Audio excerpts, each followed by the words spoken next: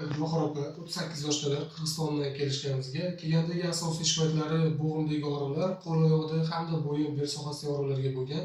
Ularga diagnoz qo'yishgan artroz deyishib, lekin biz boshqa diagnoz topdik. Ularda ortiqcha gulchali, ya'ni gipermobilniy sindrom, shu hisobga kelib chiqqan ikkilamchi og'riqlar hamda surunkali charchoq sindromi. Bugungi olib borgan lecheniamizdan keyingi o'zgarishlarimiz yaxshi tomonda. O'zlarining taassurotlarini hozir Gulbahor opa bizga aytib berishadi. Men Abdullayeva Gulbahor, Qirg'izistondan keldim. Bu yerga kelishim sebebi men opam jatib lecheniya olib chiqqan, anan rekomendatsiya qildi, men keldim.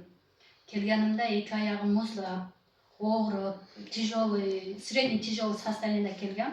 Xudoga shukr, hozir yaxshi. Vrach yaxshi назначение qildi, yaxshi qaradi. Каждый день kelib, so'rab.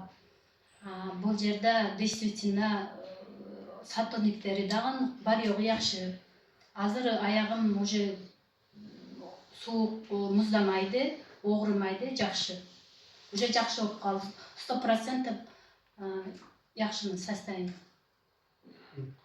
Surunkali charchoq sindromi ham xuddi shunaqangi og'riqlar beradi. Buni har doim ham adashtirish kerak emas. Artroz, artrit, suyak yemirilishi, boshqa kasalliklar bilan navbatda yaxshilab dam olish kerak. И обязательно vrachga borib murojaat qilish kerak, noto'g'ri lecheniya qilib qo'ymaslik uchun.